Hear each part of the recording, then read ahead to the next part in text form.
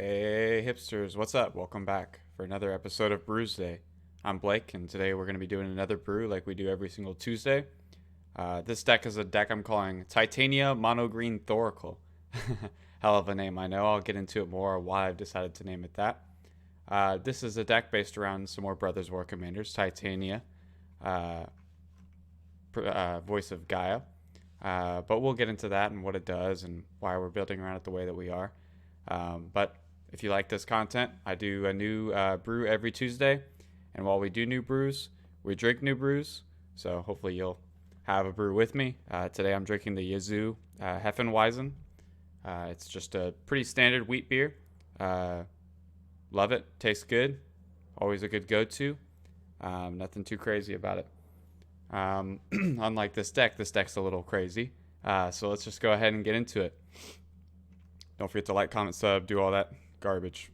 So let's start it off with our commander, Titania, voice of Gaea. This is a 1 green, 3/4 with reach. It's an elemental.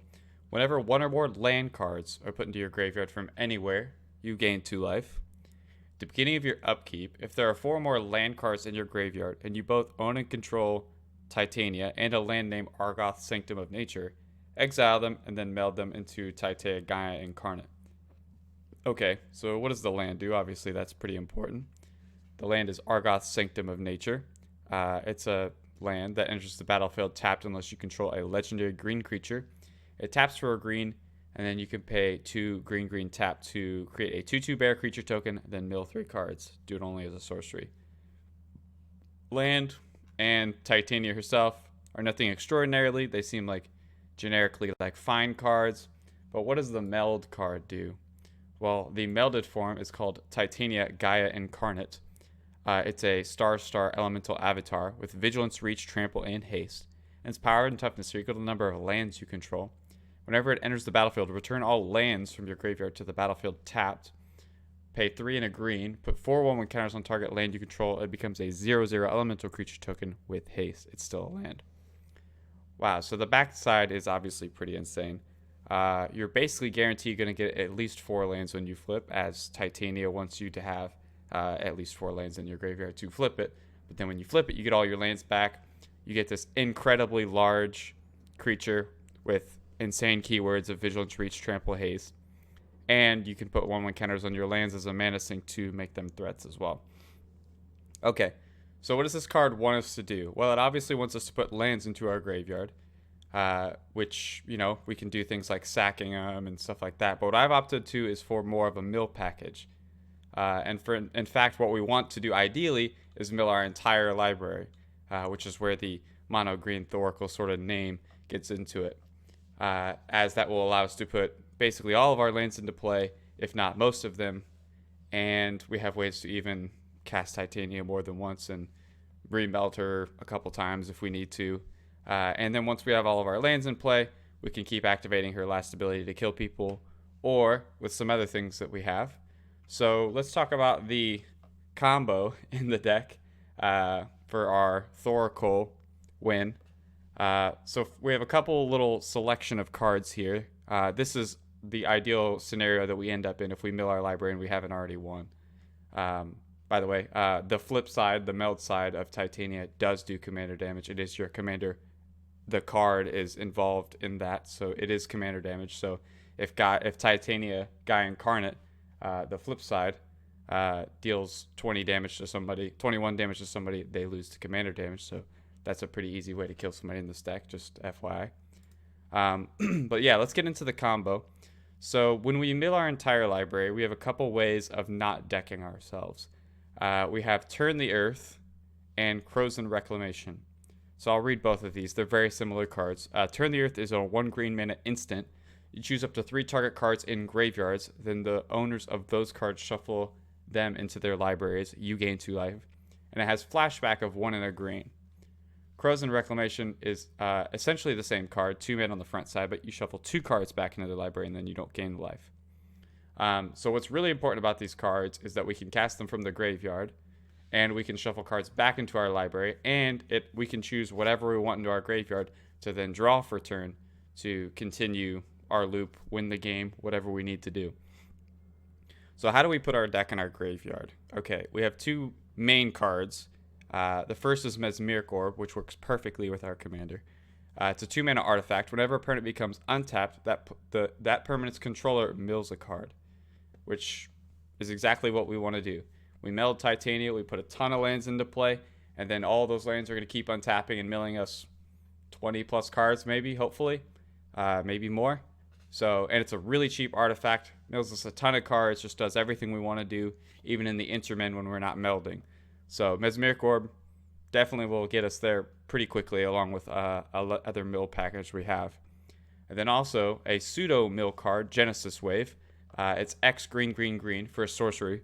Reveal the top X cards of your library. You may put any number of permanent cards with converted mana cost X or less from among them onto the battlefield. Then put all cards revealed this way and that weren't put onto the battlefield into your graveyard. With a lot of my mono green lands decks that I've played, it's definitely not very easy to put your entire library on the battlefield with this card, besides like ramp spells and stuff, but they just go to the graveyard, which is great because that's where these Crows and Reclamations and Turn the Earths can put whatever we want to back on top of our library. And what do we want to put back on top of our library? Well, we're going to put a ton of lands into play with this Genesis Wave and have a bunch of untapped mana. So this Finale of Devastation seems like a perfect fit. X green green for a sorcery. Search your library and or graveyard for a creature card with converted mana cost X or less and put it onto the battlefield. If you search your library this way, shuffle it. If X is 10 or greater, creatures you control get +X and gain haste until end of turn. Just an amazing green finisher. Has just made waves in the format for sure. But this is an absolutely easy way to kill people. All of the lands that we animate into creatures can become lethal threats. And we can continue to keep drawing this card with our Crows and Reclamation and Turn the Earth. But Blake, what happens if we have to exile those cards in order to cast them from our graveyard?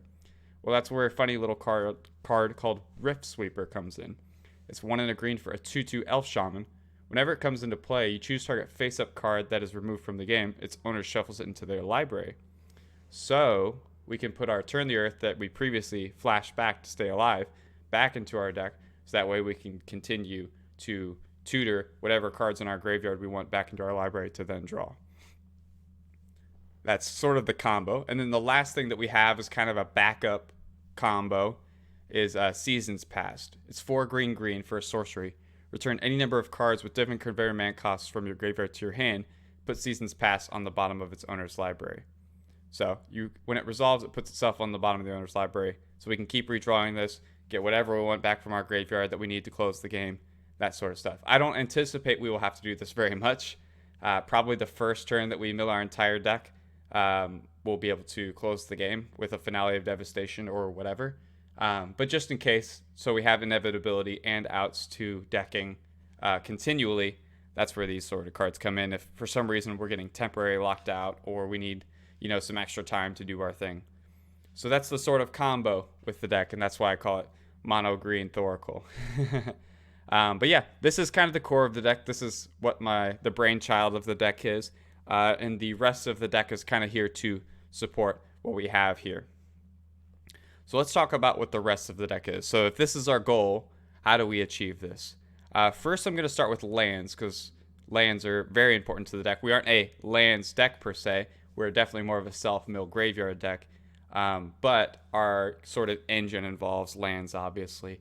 And the more lands that we can put into our graveyard and get back and have extra effects from them sitting on the battlefield, the more consistent our deck will be. So for that reason, we're running a very large number of lands. I'm running 44 lands, and that doesn't even include a couple modal DFCs that we have. So we already talked about Argoth. It's a fine land, but it's mostly here to meld with our commander and get us tons of lands into play. So let's check out some other lands that we have. First up, we have Ash Barrens. It taps for a colorless, or we can basic land cycle it for 1. So this is great. The basic land cycling doesn't do a whole lot for us because we're a monocolor deck, but it does put another land in the graveyard, so it can pseudo ramp us whenever we get that land back from the graveyard. Blast Zone is a stellar land. Enters the battlefield with a charge counter on it. It taps for a colorless. You can pay double X and tap to put X charge counters on it. You can pay 3, tap and sack the Blast Zone to destroy each non-land permanent with mana value equal to the number of charge counters on Blast Zone. So it's interaction from a land slot, which is excellent. It can be kind of a pseudo board wipe for like a certain CMC, and you can kind of cater it to not hit as much of your stuff and kill the really problematic things for you. Like if there's a rest in peace out or something like that, this gives us a way to do it from a land slot to deal with it. So that's great. I love playing Blast Zone in monocolor decks. Blasted Landscape. It's a taps for a colorless mana, or we can cycle it for 2. Same reason Ash Barrens is good. Beside You Who Endures. This card has a lot of words on it, so I'm not going to read them all. But basically, it's just a land you can discard to blow up artifacts, enchantments, or non-basic lands. Which is stellar. Interaction from a land slot puts the land in our graveyard where we want it. Great. Desert of the Indomitable. Another cycling land. Perfect for our deck. Emergent Zone. This one's kind of slept on unless you play sort of CEDH-based games. Taps for a colorless mana, or you can pay 1 tap and sack Emergent Zone. You may cast spells this turn as though they had flash. This card is really great for us if our opponents are trying to, like instant speed exile our graveyards while we're trying to do something. Then we can kind of go over the top of them with this land and then try to resolve our other spells on top of it, so that way we still get what we want, even though they're trying to interact with us. And just in general, being able to cast things at flash speed, such as if we have the Argoth sitting on the battlefield and we're milling a bunch and our opponents aren't worried about what we have because, Titania's in the command zone, then we can sack this, flash it in, and we'll get the land back anyway when Titania melts. So Emergent Zone, just a really great land, honestly. I'm basically playing all of the playable fetch lands in monocolor here, outside of like Terramorphic Expanse and Evolving Wilds and the Panoramas and that stuff. All the normal fetch lands are in here as they put lands in our graveyard and, give us more lands we can recur. Fabled Passage is one of those. Field of the Dead is here because if we're going to reanimate a bunch of lands at once and have a bunch of lands on the battlefield, we might as well get a lot of zombies out of the deal. We aren't a dedicated Field of the Dead deck, but it's certainly one of the first lands we go to get, as it kind of helps us keep alive and gives us things to do. Forests, we have 7 of them, and we also have 6 snow-covered forests for a total of 13 basic forests. Gaia's Cradle, because it's broken. If this thing ever produces more than 1 green, it's worth the deck slot, and in this deck we will certainly be doing that and much more, because we'll be animating lands into creatures and such when we need things to do, and then this land will help make up some of the mana that we spend to make our 4/4s. Gaea Reach Sanitarium, taps for a colorless, or you can pay 2 tap and each player draws a card, then discards a card. Good card, just allows us to churn through our deck, put lands in our graveyard. Just be careful activating this. If there's another discard synergistic deck at the table, maybe don't. Hickory Woodlot, this is a weird one, but I do like this land. It enters the battlefield tapped with 2 depletion counters on it. And then you can tap and remove a depletion counter to add 2 green mana to your mana pool. And then when this has no depletion counters on it, you sack it. So it gives us sort of a boost in mana for 2 turns, and then goes to the graveyard, which then we can bring back with our commander or the myriad of ways that we have to bring lands back from the graveyard. High Market, taps for colors. You can tap and sack a creature to gain a life. Just having sack outlets is good. Prevents our commander from maybe getting exiled and being annoying to get back our Argoth and stuff like that. Because if they do exile our melded commander, the land will go to exile even though we put our commander back in the command zone. So then we'd have to do something like Rift Sweeper the land back into our deck and just do really annoying things like that. So this might help us, bypass that a little bit. And we have a few things that want to die in our deck, so this is a good way to enable that. Lair of the Hydra. If you control 2 or more other lands, Lair of the Hydra enters the battlefield tapped. Taps for a green mana, and you can pay X and a green to make it an XX Hydra until end of turn. It's still a land. Just a absolute chonk and honk and chonker from a land slot. We'll have a lot of mana to sink into us, so it can be a big threat that's annoying to deal with. Lotus Field. It's a land that has hexproof and enters the battlefield tapped. And when it enters the battlefield, you sack 2 lands, and it taps for 3 mana of any one color, which is great. It helps us put lands into our graveyard, so that way we can enable, Titania a little bit better, and those lands are going to come back anyway. And this land has hexproof, so even though it's a land that taps for 3, it's not likely to die. Misty Rainforest, another fetch land. Nykthos, staple in monocolor decks. It gives you mana equal to your devotion to a color, which is green in this case. Similar to Gaia's Cradle, if this thing's ever producing more than 1 mana than it costs to use it, then it's worth it, and this will often do that. Petrified Field, very important land in this deck. It taps for 1 colorless mana, or you can tap and sack this to return a land from your graveyard to your hand.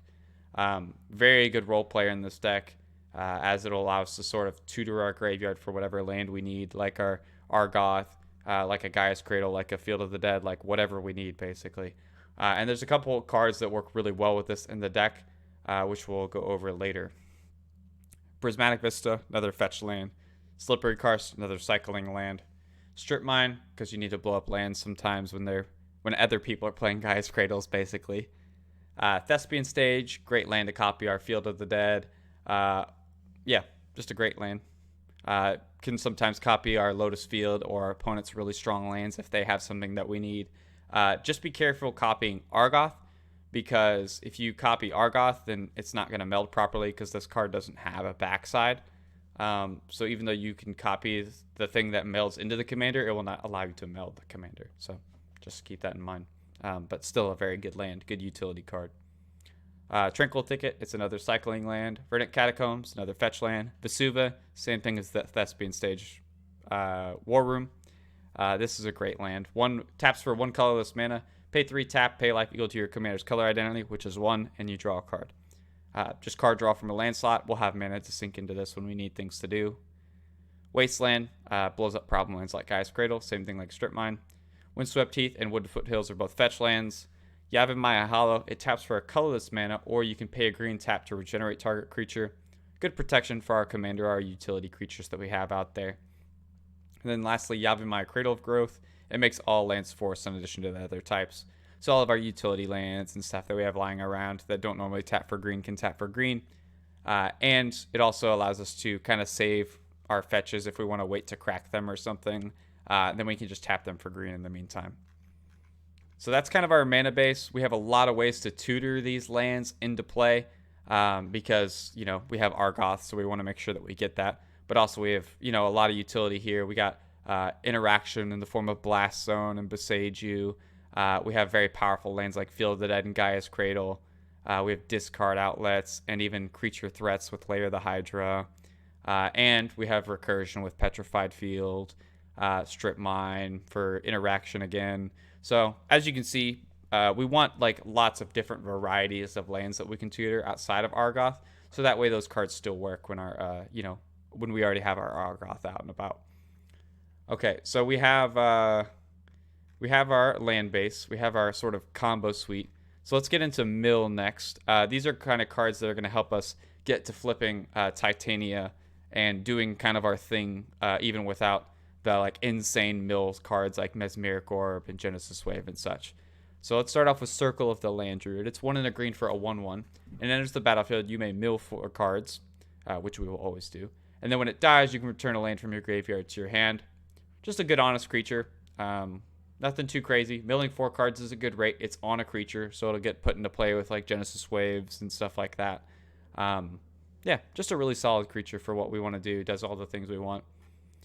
Codex Shredder. It's a 1-mana artifact. It taps, target player mills a card, and then you can pay 5, tap, and sack this to return a card from your graveyard to your hand. That's great. Recursion and mill. That's all the things we want to do, even though it's not like a ton of mill or a very efficient recursion. It's still all the things that we want to do on a very cheap mana cost. So we're happy to have it. Convergence of Dominion. This is a new card. 3-mana artifact. As long as you control your commander, activated abilities of cards in your graveyard cost 2 less to activate. This effect only reduces the ability's activation and can't reduce it to less than 1 mana, so it just doesn't make it free. You can pay 3 tap, mill 3 cards. So obviously the last ability is what we mostly care about. Just having consistent mill is what we want. There are a few synergies in the deck for the first ability, so it's not nothing. But we are mostly interested in the last ability. Not the most efficient package, but it does consistently mills for 3 is a reasonable chunk. So yeah, we'll definitely play it. And we won't have a problem with mana sinking into this. Crawling Infestation, 2 and a green for an enchantment. At the beginning of your upkeep, you may mill 2 cards. Whenever 1 or more creature cards are put into your graveyard from anywhere during your turn, you create a 1/1 green insect creature token. This ability only triggers once each turn. I don't know why they put 100 riders on this card, but okay. Yeah, it mills. It gives us random idiots to block with and stuff in the meantime. That's fine. Crawling Sensation is basically the same card, but it works with lanes instead of creatures. Falls in line more with what we want to do and will more consistently trigger to make bugs. But, we still want both of them, for sure. Crop Sigil, 1 green mana enchantment. At the beginning of your upkeep, you may put the top card of your library into your graveyard, which we basically will always do. Then it has Delirium. For 2 and a green, you can sack this, return up to 1 target creature and up to 1 target land from your graveyard to your hand. Activate this ability only if there are 4 more card types among cards in your graveyard, which is what Delirium means. Once again, just like Codex Shredder, this is mill and recursion. Basically does it in the same sort of package, but this one gives us more value but isn't as flexible, because Codex Shredder can grab anything and this can grab 2 things, but they have to be a land and a creature, which are usually the things we want, but sometimes we might want to just get back our Finale Devastation or something. But either way, Crop Sigil, great, doing all the things we want to do. Perpetual Timepiece, 2 mana artifact, tap, you put the top 2 cards of your library into your graveyard, and then 2 exile, you shuffle any number of cards from your graveyard into your library. Can kind of do a pseudo Crozen Reclamation Turn of the Earth effect while also milling us throughout the game. So once again, doing all the things we want to do here. Satyr Wayfinder, 1 and a green for a 1/1. When it enters the battlefield, you reveal the top 4 cards of your library. You may put a land from among them into your hand to put the rest into your graveyard. So this doesn't say mill on it, but it essentially mills. It does the thing we want to do, and it even allows us to pick up a land along the way. So that's great. Shigeki Jukai Visionary. This is a very good one. It's a 1 and a green for a 1/3 enchantment creature. You can pay 1 and a green, tap, return it to your hand. Reveal the top 4 cards of your library. You may put a land card from among them onto the battlefield, tap the rest into your graveyard. And then it has a channel ability for XX green green. You can discard it and return X non-legendary cards from your graveyard to your hand. Excellent. Mills us and ramps us at the same time. And then in the late game, we can pitch it to get back whatever important cards we need. There's basically not any legendary cards that we would want to get back from the graveyard. Even the Argoth Sanctum of Nature isn't even a legendary land, even though the name looks like it would be. So, yeah, I mean, Shigeki gets back basically whatever we need. We can get back multiple things if we need to, and it's just a great card. Ramps us, mills us consistently, does all the things we want to do. Shriekhorn, 1 mana artifact, enters the battlefield with 3 charge counters on it. You can tap and remove a charge counter. Target player puts the top 2 cards of his or her library into his or her graveyard.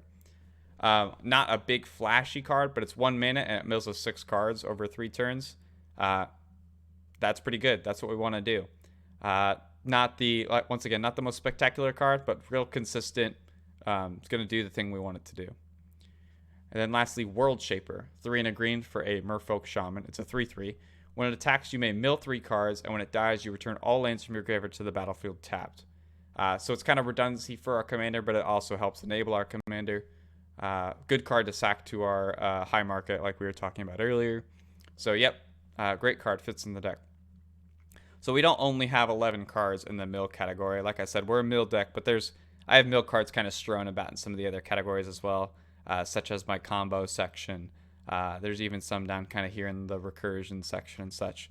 So we'll get to those, don't worry. But we definitely have a lot more mill than these 11, but these are kind of like dedicated mill. All right, so let's get to ramp. A lot of the ramp that I have in this deck is land ramp that puts it into play and generally tries to sack a land along the way or trigger from landfall. Like I said, we aren't a landfall deck, but we definitely have landfall synergies as we put a lot of lands into play. So first up, Exploration. It's a 1 green mana enchantment. You may play an additional land on each of your turns. I didn't end up playing a lot of play extra land cards, as for the most part, we're putting lands into play from our graveyard, not playing them, so they don't count towards our 1 and additional for turn.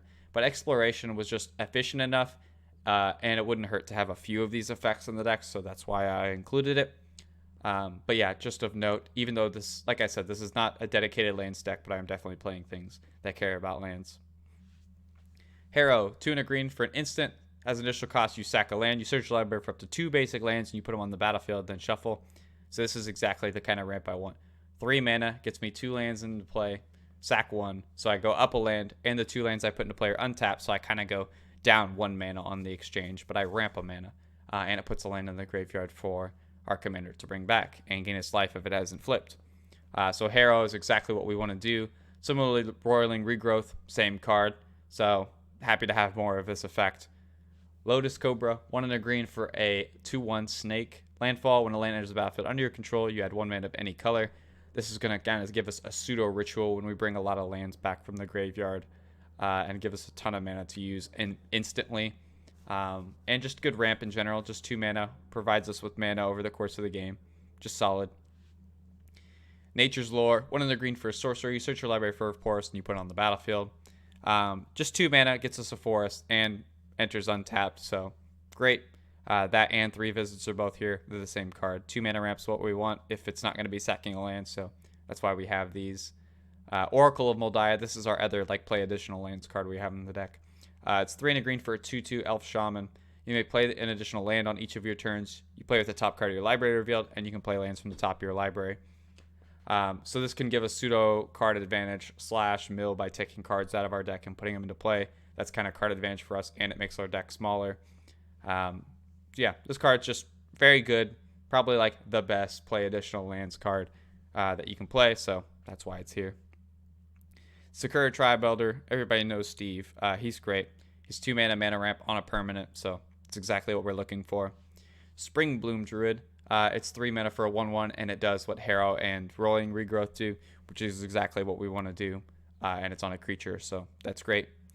And then lastly for this section, we have Tireless Provisioner, which is 2 and a green for a 3/2 Elf Scout. It has landfall. You can make a treasure or food. We'll basically always make treasure.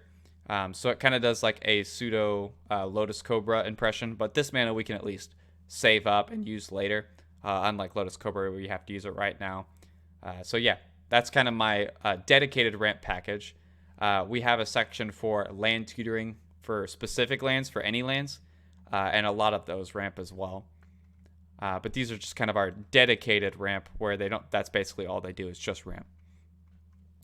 Next up, Recursion. Balaged Recovery. It's 2 and a green for a sorcery. You can return a card from your graveyard to your hand, but it's a modal DFC. At the backside, you can play it as just a land where it enters the battlefield tapped. I basically play this card in basically every green deck unless it's 5 colors or whatever, 4 or 5 colors. But even then, I will consider it. Balaged Recovery is just stellar. Play modal DFCs. They're amazing. Next up, Crucible of Worlds. It's a 3 mana artifact that allows you to play lands from your graveyard. Perfect. That's exactly what we want. We're going to be milling a lot of cards, so we'll have lands in our graveyard. So if we've already melded, then we can still have access to those lands in the intermin. Next up is Dryad's Revival. I'm going to take a drink real quick. Nice. Dryad's Revival. 2 and a green for a sorcery. Return target card from your graveyard to your hand. And very importantly, it has flashback for 4 and a green. So if we mill this card along the way, which we often will, then we can still use it to get something important back from our graveyard, even though the mana cost is high. But that's fine. A lot of times we'll just be grabbing a land with it or whatever. But yeah, Dryad's Revival, stellar card. We always want to be able to, anytime we kind of cast a card from our graveyard that we milled, we kind of drew a card. So yeah, this is stellar. And it can act as a tutor sometimes when our graveyard gets very large. Eccentric Farmer. This is kind of a pet card of mine. I've been looking for a home for this one. It's 2 and a green for a human peasant. It's a 2/3. When it enters the battlefield, you mill 3 cards, and then you may return a land from your graveyard to your hand. Any land. Doesn't have to be the 3 that you milled. So this card is exactly what we want. It's a decent rate, mills, and gives us recursion all in one package. Stellar. Love that. Aranus Gloomstalker. 2 and a green for a 3/3 with Death Touch, Halfling Ranger. When it attacks, you can return a land from your graveyard to the battlefield. And it has choose a background, so you can run as your commander if you want to. Very cool card. Once again, similarly to Crucible of Worlds, this gives us something to do in the intermin after we've already melded. And this, once again, puts the land into play untapped, so it pseudo ramps us as well. So yeah, really cool card. I'm looking forward to trying this one out somewhere as well. Next up, we have Eternal Witness. Everybody knows what this card does. It's great. It can act as part of our combo. With our Finale of Devastation, we can cast our Finale for a large X, bring this thing back from the graveyard into the battlefield, and then this can bring back our Finale of Devastation to our hand if we somehow don't kill people. So, Eternal Witness, just a really good role player in the deck, like it is any deck. Life from the Loam, probably my favorite Magic card ever. It's 1 and a green for a sorcery. You can return up to 3 land cards from your graveyard to your hand, and very importantly, it has Dredge 3, which means instead of drawing at any time, you can instead put this from your graveyard into your hand and mill 3. So it's mill, gives us card advantage by putting lands from our graveyard back into our hand, which we should have plenty even after we meld, since we're going to consistently mill. And then, yeah, once we play it, it's back in our graveyard. So that means next time we draw, we can mill again. and then keep doing that. So yeah, this card does everything that we want. It's card advantage, it's mill, it's recursion. It's perfect for this deck. Multani, Yavamaya's Avatar. 4 green for a elemental avatar. It's a 0/0. It has reach and trample. It gets +1/+1 for each land you control and each land card in your graveyard. And then for 1 and a green, you can return 2 lands you control to their owner's hands, and then return Multani from your graveyard to your hand. So once again, a good card that gets milled incidentally, and we can recur, and it'll just be another giant threat, just like our commander. It's kind of like the second version of our commander in a way.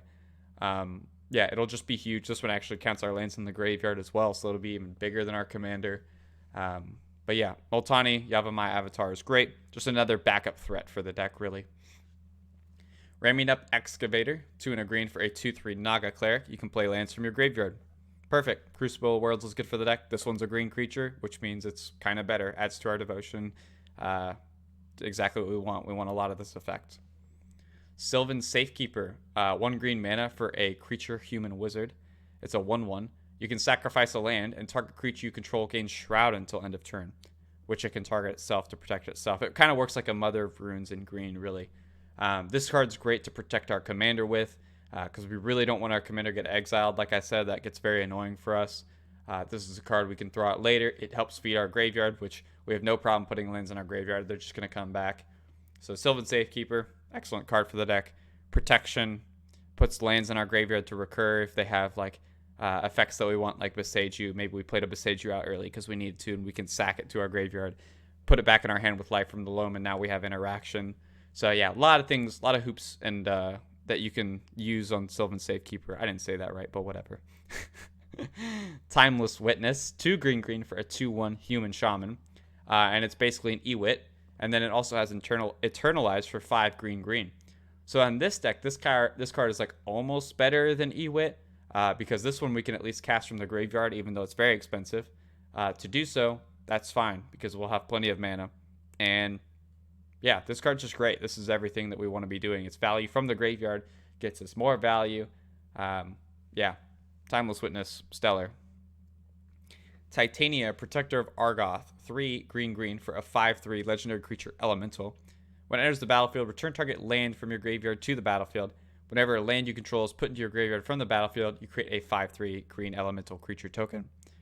So this ramps us, gets us back our best land in our graveyard, and we'll sometimes just make 5/3s when we crack our fetch lands or sacrifice a land to Sylvan Safekeeper or Harrow or whatever. So this card's just very powerful. Can sometimes just make a giant army out of nowhere. Gets us back the best land from our graveyard. Just a really big threat that people really can't let stick around. Turn Timber Sower. Bet a lot of people don't know this card exists. 2 and a green for a 3/3 Elf Druid. Whenever 1 or more lands are put into your graveyard from anywhere, you create a 0/1 green plant creature token. That works perfectly with our commander. But then it also has another mode where you could pay a green, sack 3 creatures, return target land from your graveyard to your hand. That's amazing. It's a sack outlet in green. We can sack any creatures. It doesn't have to be the plants. So we can sack our commander to kind of protect it if it's about to get exiled. We can sack, a Timeless Witness if we want to be able to eternalize it and get something back from our graveyard. A lot of incidental value that we can get from sacking our creatures. But also, it just gets us back the lands that we've milled that we really need. So it's just another kind of form of ramming up Excavator and that sort of stuff.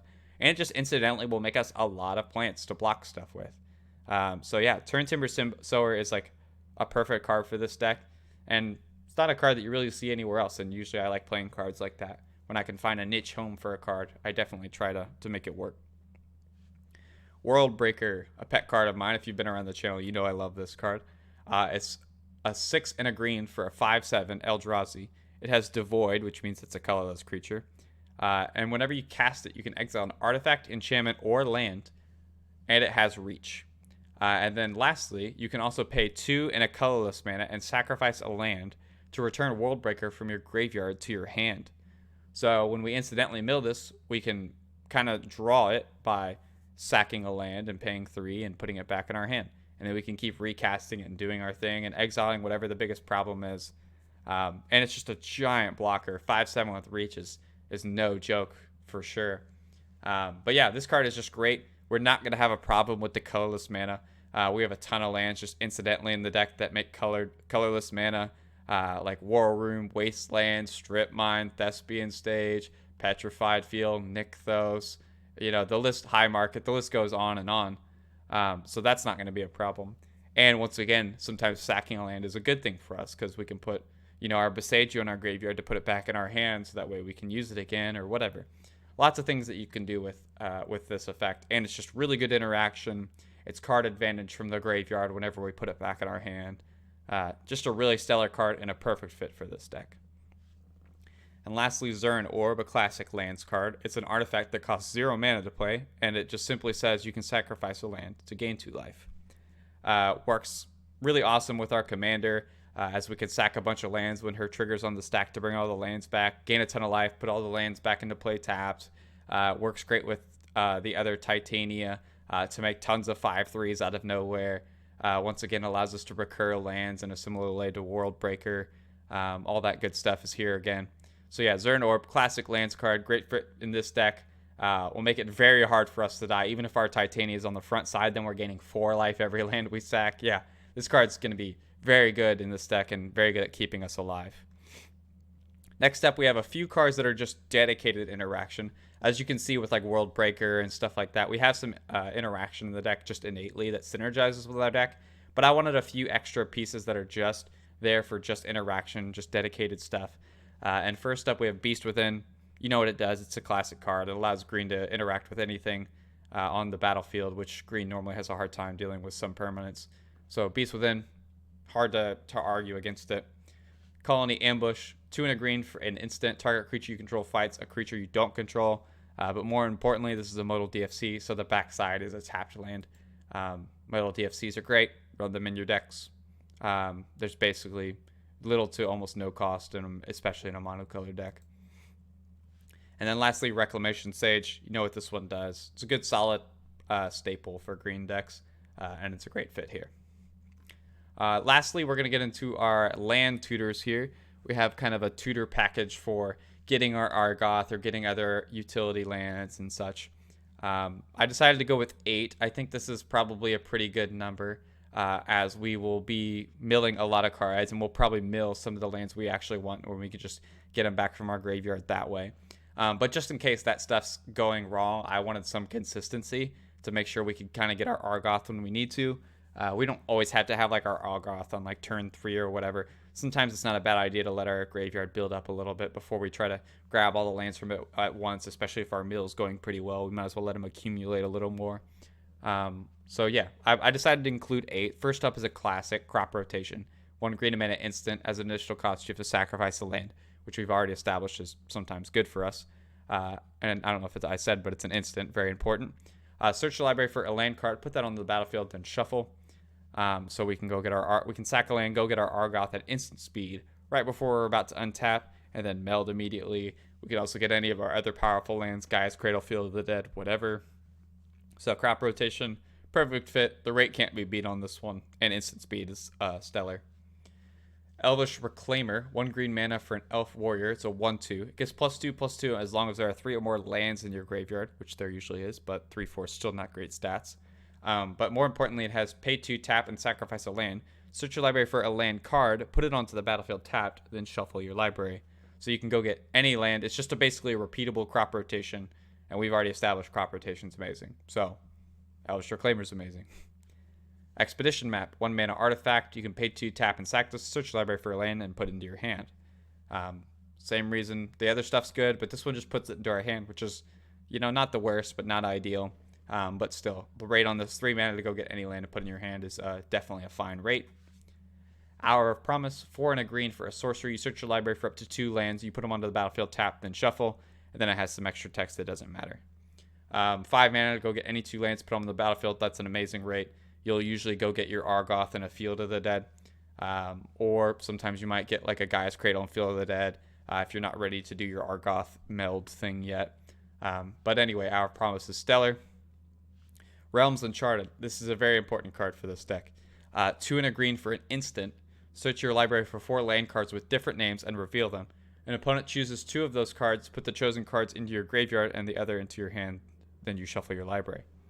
Okay, So there's kind of an important setup for this card in this deck. This card's just generally good in the deck. You can go get 4 whatever lands, and 2 go to your hand, 2 go to your graveyard. So it's a 3 mana draw 2, and then you also put 2 lands in your graveyard, which you usually have pretty easy access to with this deck. But what's important about this card is that we can set up piles that are kind of like a lose-lose situation for our opponents. Even though we're giving them the choice, it's not really a choice, which is what you ideally want to set up with cards like these. So what we usually want to do is do something like we have a pile with Petrified Field, Argoth, and then, some other really, really powerful lands like Gaia's Cradle and Field of the Dead. So that would be what I would say is like our ideal 4-land pile. So this is basically a lose-lose situation for your opponents. So what they can do is if they really don't want you to have the Argoth, which they probably won't, they'll put the Argoth, and then they'll put the Petrified Field in your graveyard. Because if they put one or the other in your graveyard, you can just get the other. And then you're basically guaranteed to have your Argoth, which is no good for your opponents, because when you play your Argoth and your commander, they meld, and then you immediately get to get those lands that they put in your graveyard back anyway. So almost always your opponents are going to put Petrified Field and Argoth in the graveyard. But then you get a a Gaia's Cradle and a Field of the Dead. So are they really going to give you those? Like, those 2 cards are insane just generically. So are they going to give you those? Or are they going to give you this Argoth, which is kind of like, whatever, and this Petrified Field, which is like, get you the land you want, but at least it's slow. So once again, this is just a lose-lose situation for your opponents. And ideally what you want to set up is you cast this on the end step before your turn, since it's an instant, and then you untap and immediately play one of those lands with like one of your Crucible effects, or you play like Eccentric Farmer, attack with an Aranus, all these sort of cards that get lands back from your graveyard, and then you can really get the lands that you want, even though they put them into your graveyard. But even if, worst case scenario, you don't have one of those, once again, this card sets up a sort of lose-lose situation for your opponents, and it's extremely powerful in this deck. Definitely one of the all-stars of the deck for sure. Likewise, Scape Shift is right there behind it. It's 2 green for a sorcery. You can sack any number of lands, and then you search your library for that many lands, and you put them onto the battlefield, then shuffle. So this just fills your graveyard with all your lands that were on the battlefield, gets you all your best lands out of your deck, and then whenever you meld, you just bring all those lands that you just sacrificed back. So this will immediately turn on your Titania, and it will get you insane value. It'll trigger, you'll probably put Field of the Dead into play and trigger it like 100 times, and just do all sorts of just crazy bullshit with this card in this deck. And it'll gain you a little bit of life along the way. Why not? Sylvan Scrying basically does the same thing as Expedition Map, but it's a 2-mana sorcery. Just really consistent, low mana cost, does everything that we want to do. And lastly, we have another new card, Titania's Command. 4 green for a sorcery. You choose 2 modes. First one, you exile target player's graveyard. You gain 1 life for each card exiled this way. The second mode, which is the most important, search your library for 2 land cards. You put them on the battlefield tapped and shuffle. So it does the same thing as Hour of Promise. Then you could also create 2/2 bear creature tokens, or you can put 2 1/1 counters on each creature you control. We're basically always going to do the first modes. Graveyard Hate incidentally while getting us our 2 best lands from our deck. It sounds like exactly what I want. But worst case scenario, if nobody has a graveyard worth exiling or a graveyard, you can at least get some bears and some lands out of it. Once again, you're basically always going to get Argoth and Field of the Dead. If you already have one or the other, then you'll go get Gaia's Cradle instead, or maybe like a Petrified Field if you're already pretty deep into the game. This card just is never dead. Good Graveyard Hate, gets us our 2 best lands, does everything we want to do. Super stellar card. Okay, so that's the deck. That's the 100 cards that I've decided to go with. I have a very large sideboard. I've even cut a few cards from it. My sideboard is at 26 cards, and that's not even going to be the cards that I highlight. I have a separate list down here that I'm going to highlight specifically. But I'm just going to throw this out there, that this deck is very flexible and is by no means, the 100% best list. Once again, in Brewsday, the whole goal is to kind of really out there ideas, and they're going to require some testing and some tuning. But these are a good pool of cards to pull from that are really good role players, that will definitely be cards that you can consider. Or if you're a person that doesn't like proxies, maybe you don't have some of these cards, and these would be good fill-ins, I would say, just generally. But yeah, there's a lot to talk about here, but I'm not going to go through all of these. I don't want to make this video like 3 hours or whatever. But yeah, just read through these. They range from more landfall payoffs to play more lands, to mill more, to more graveyardy sort of effects. So yeah, there's lots to look at in here. So definitely check them out. See what you think. But more importantly, I have a considering section here at the bottom, which are the cards that that are kind of the last cuts from the deck and cards that I wanted to highlight if you want something more specific out of what we're doing here. So first up is Ancient Green Warden. It's 4 green for an elemental. It's a 5/7 with reach. It allows you to play lands from your graveyard. And then if a land entering the battlefield causes a triggered ability of a permanent you control to trigger, that ability triggers an additional time. So I really like the being able to play lands from your graveyard effect from this, obviously. I feel like we have enough of it in the deck as it stands where I don't need to reach to this. And the last effect is usually why you mainly play this. It's kind of a panharmonicon for lands. But we're not a dedicated landfall deck. So sometimes it will give us a little bit of extra value, like maybe make us an extra zombie here, an extra treasure here. But at that point, if we already have those things out, it's like, I don't know. I don't really need the extra value at that point. What I mostly care about is this is a good blocker that lets us play lands from our graveyard. We have plenty of good blockers that are huge and have reach. And playing lands from our graveyard is an effect that we seem to have enough access to. But if we don't, then this is probably the first one I'm going to go to. But yeah, that being said, it's 6 mana. It's a lot of mana to get this effect. So if I can avoid having a expensive creature like this in the deck that doesn't give me a ton of synergy where I feel like I have enough of it, then I'm going to opt not to play it. Really cool card here next, Centaur Vinecrasher. It's 3 and a green for a creature plant centaur. I don't know why I couldn't say that. It's a 1/1 with trample, and enters the battlefield with a number of 1/1 counters on it equal to the number of lands in all graveyards. Whenever a land is put into a graveyard from anywhere, you may pay green. If you do, you can return it from your graveyard to your hand. Seems like it would be a good fit for the deck. It'll just be a big creature with trample that can keep coming back. But kind of where I stand on it currently is it's a little clunky and awkward, as we're going to be kind of, pulling all the lands back out of our graveyard. And then if we replay this, it's going to be like a 2/2 or 3/3, depending on how many fetches our opponent's cracked. So then we don't really want to play it. And then we have to kind of sink mana into it. We want to get it back as we mill. And I don't know. It just seems like it's going to play kind of awkward. But it definitely could be powerful. It could definitely go off. This is another one of those cards that doesn't really have a home like hardly anywhere. So if you're really into playing like really unique cards that don't really see homes anywhere, then this one could definitely fall into that category and be a card you might like. It'd definitely be a fine card for the deck, but I feel like I just needed more synergy pieces in the deck to really focus in on the combo that I want to pull off. So Centaur Vinecrasher just had to get the axe, unfortunately. Chainweb Arachneer, card people probably forgot about. It's a 1 green mana 1/2 with reach. When it enters the battlefield, it deals damage equal to its power to target creature with flying and opponent controls. And then you can escape it for 3 green and exile 4 cards from your library. And when you escape it, it enters with 3 1/1 counters. So it comes in as a 4/5 and deals 4 damage to a flyer. If you find yourself having a hard time against flyers, then this is going to shut them down real quick. Big blocker, kills 1 flyer when it comes in, keeps coming back from the graveyard, and it'll be a kind of card that you draw when you bring it back from your graveyard.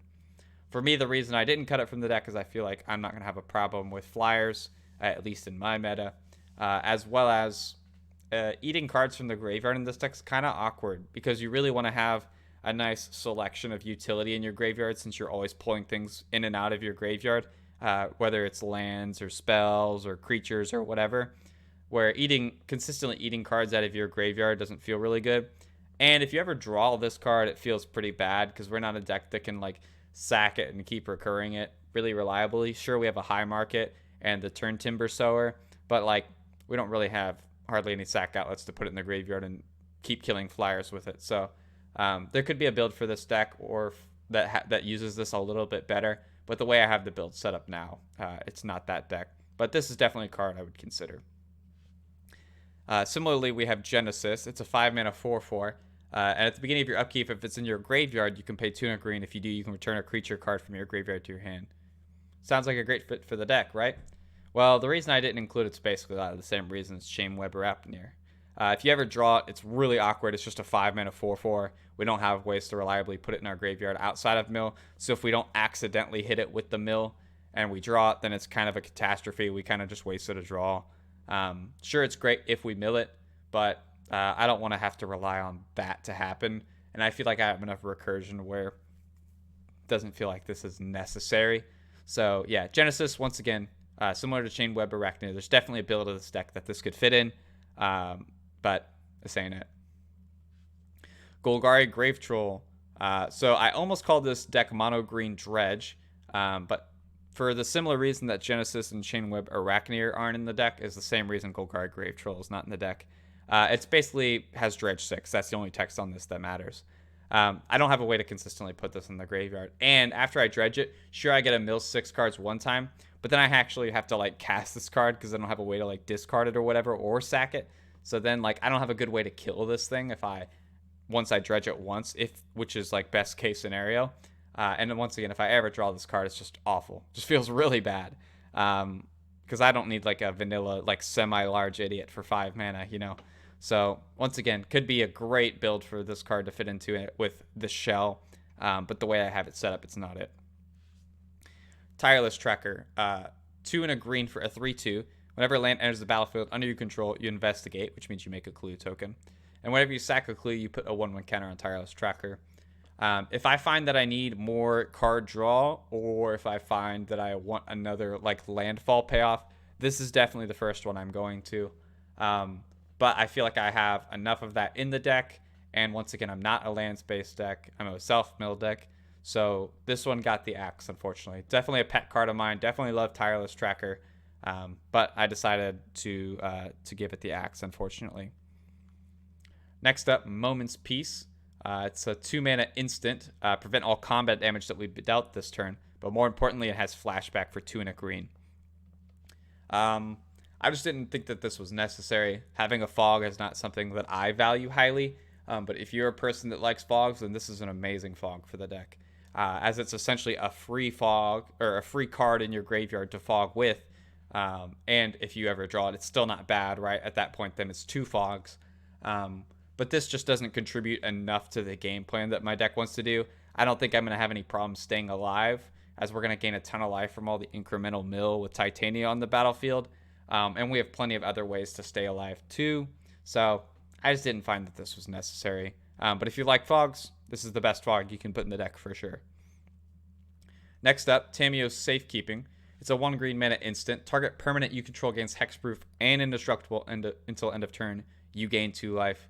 I would definitely run this over Heroic Intervention in this deck, as once again, we really don't want our commander to get exiled. If our commander dies, that's fine. We can replay it, play the land from our graveyard fairly easily, and then remeld and then get all of our lands back. So destroying is not a big worry for this deck. It does make it it makes our opponents not die to our commander very quickly. But exile is pretty scary for our commander because we really don't want our land to get exiled. Because once again, we have ways to get it back, but we really don't want to go about doing that if we don't have to. So, but I just wanted to put this here as a signpost to say, here's kind of why I'm not putting Heroic Intervention in the deck. And even if I did, this would be the first card I'd go to in this specific deck. I'm going to take another drink here if you don't mind. Next up, Green Sun Zenith. X and a green for a sorcery. Search your library for a green creature card with mana value X or less, put on the battlefield, then shuffle Green Sun Zenith into its owner's library. This card was pretty hard to cut, as it can be like pseudo combo for our deck, because we can keep, we can make sure that we get our Rift Sweeper on time, or we can get our Eternal Witnesses and stuff like that. But when it shuffles back into the library, even if our library is empty, a lot of our cards that we have in our deck are not optional mill. And they usually mill us before our draw step. So we will usually end up milling this, even though we shuffled it back into our library when our library is empty. So it doesn't really combo in like the same way, or like a way that matters for the deck. But it's still just a really good card. Like generically, there's a lot of utility cards we could get. Early game, we can go get our Sylvan. What's this stupid card's name? Elvish Reclaimer. We could go get our Elvish Reclaimer really early to start getting the lands we specifically want. Mid-game, if we need an interaction, we can go get a Rex Sage. If we need recursion, we can get an Eternal Witness or a Timeless Witness. Obviously, this card's just good. Really good, like, toolboxy sort of card. But if we mill it, doesn't do anything. If we draw it late game, doesn't do anything. So, I mean, it's just a generically good card. If you find that something is underperforming in the deck, this is an easy card to slot in for, like, any cut in the deck, really. So it's just a really good card, good role player. However, I just decided to cut it to try some other cards out, really. Restore. This card's pretty slept on, but I quite like this card. It's 1 and a green for a sorcery. Put target land from a graveyard on the battlefield under your control. So yes, you can take your opponent's lands and put it on the battlefield, which is hilarious, and will help you with your Field of the Dead in all honesty, as it will give you more land names. However, the reason I decided to cut it is that I felt like, once again, I have enough of this effect as it stands. And this one is a sorcery, which we ideally would rather have this effect on permanents if we can. So that way, if we like Gen Wave or whatever into them, then we can still use them. And this is never a card I want to like buy back from my graveyard. When I mill it, it doesn't do anything. So yeah, for those reasons, this card just ended up getting cut. But it is 2 mana ramp. It puts the land into play untapped. You can get any land from any graveyard. So lots of good things about this card, but I just felt like I didn't need it. I felt like I had enough things that do this effect in slots that I preferred. But I do love this card, and it is slept on, so definitely try it out if you want to. Rishkar's Expertise. 4 green for a sorcery. Draw cards equal to the greatest power among creatures you control. You may cast a spell with 5 mana value or less from your hand without paying its mana cost. Seems really powerful for our commander, right? Our commander's going to be huge when it melds, and then we get to play something else and do all this stuff. Yeah, well, I decided to cut this card because if we haven't melded our commander, our creatures are very small. The next biggest creature in our entire deck is like 5. It's like a 5/7 with Worldbreaker. And if we don't have our commander and it's not huge, then like Multani's not going to be very huge if he's out. I mean, realistically, if you draw like at least 4 cards off of this, it's not bad. But I really don't want this card like sitting in my hand rotting while I'm trying to, get my game plan going and stuff. But if you have your commander out and it's melded, then this is going to draw you a bajillion cards. So, I mean, like, that's good. But I would definitely rather play this over, like, Greater Good or something like that in the deck, because we don't really want to, like, sack our commander, ideally. But I don't know. I didn't feel like this card. I felt like this card would just be a little awkward in the deck, really, is what it came down to. So, yeah, it's definitely a card that could do well in the deck. And if you're, like, a Timmy player that likes to do big, splashy things, then this is going to work. This is going to make you really happy. But that's not me, and I just wanted consistency, so I got the axe. Storm the Festival, really cool card. 3 green for a sorcery. Look at the top 5 cards of your library. You may put up to 2 permanent cards with mana value 5 or less from among them onto the battlefield. Put the rest on the bottom of your library in a random order. And then very importantly, it has flashback for 7 green. So this card's just really good value, even if we mill it. It's kind of on the expensive side, but it's basically impossible for this card to miss with us, as it can hit lands. But it can also hit like good synergy cards if we have them. But for this deck, I felt like, in general, most of the permanents that we would put into play were like not really worth putting this kind of mana into. That being said, when we flash it back, it's kind of free. But it's just really mana intensive, which isn't like a big ask for the deck. But yeah, if it's just kind of like, once again, another awkward card that can do a lot, but I felt like didn't fit the build as well. So definitely one that could get added back in later as I kind of tune the deck. Winding Way. 1 in the green for a sorcery. Choose creature or land. Reveal the top 4 cards of your library. Put all the cards of the chosen type revealed this way into your hand, the rest into your graveyard. Usually you'll choose creature, obviously, because you want the lands in your graveyard if you're getting ready to meld Titania. But if you're not, then you might choose lands, so that way you have lands to play in the Interman while your Titania is, like, dead, or you haven't melded yet, or you haven't found your land yet, or whatever. There's a lot of things that you might do. Good flexible card. Mills us. Can get us some card advantage along the way. But once again, I feel like I have enough of this effect that I'm more happy with than on a spell like this. Where, it just ended up getting the axe. And then we have 2 cards left to talk about for this video. Next up is Peer's Whim. It's 3 and a green for a sorcery. For each player, you choose friend or foe. Each friend searches their library for a land card, puts it on the battlefield tapped, and shuffles their library. Each foe sacrifices an artifact or enchantment they control. So you choose yourself, friend, and your opponent's foe. So this is basically 4 mana. You search for a land, put it into play, and your opponent's all sack an artifact or enchantment.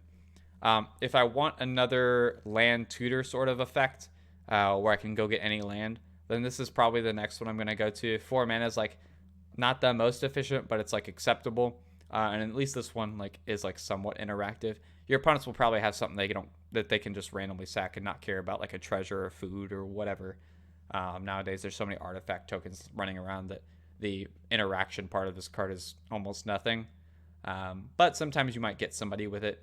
But more importantly, it's just a 4 mana, go get a land from your deck, put it into play, which is good enough. But felt like I have enough of this effect. And if I end up needing more of this effect, then this will be probably the first one I go to. But this is kind of a stand-in for all of these sort effects. I have a couple other to choose from up here in the sideboard section. So if you're not like a Peer's Whim fan, then there's other options up there for you. And then lastly, Soul Ring. Yes, Soul Ring is not in this deck. I decided to cut it. You know what Soul Ring does. I decided to cut it as we have plenty of ramp. I don't think mana is going to be any sort of option for us. Sure, this can kind of boost our early game a bit and kind of get our engine going a little bit. But later, when we draw it, or if we mill it, it doesn't do anything. If we draw it later, it doesn't really do much. We're probably not going to be hard up to get mana. Most of our spells are quite cheap. Our mana curve for this deck is pretty low. Yeah, I just felt like Soul Ring honestly didn't do enough in this deck. It can probably still do some pretty ludicrous starts in the deck, but I don't know. I just didn't feel like we needed it. It doesn't really help us cast our commander very well, as our commander's double green. Lots of things in this deck can help cast, but I just didn't think it was necessary. I felt like I'd just rather have another synergy piece to kind of help solidify our game plan. Put another mill card in this card's place, or another land tier in this card's place. There's just a lot of other things that I would rather do than this for this deck, I think. So yeah, I ended up cutting Soul Ring. I think we have plenty of ramp in the deck, and the ramp that we have is better. Gets us more synergy going with our deck. This doesn't really add any synergy, just kind of gives us a burst of mana, which I don't think we need. So yeah, Soul Ring's not in the deck, believe it or not. But yeah, that's the deck list. This has been my mono green Thoracle Titania deck. Hell of a title, I know. But hopefully you also feel like this kind of fits the title and the theme of the deck. Definitely a very unique deck, I think. I've designed it more of as a self-mill deck. You could definitely just go full-blown, just generic mono green land stack, and it will be good, I'm sure. But I feel like there's just other commanders that do that better. And I wanted to do a much more unique build that's more structured around this card and what it does. And I think this deck definitely has some legs. I think it could be fairly powerful, especially once you get some of the kinks out and finding out, which cards out of this list could be replaced with something of a better performer, maybe from the sideboard or the considering or whatever. But yeah, this has been another episode of Brewsday. Cheers to y'all. Thanks for sticking around with me. Have a great day. Love y'all.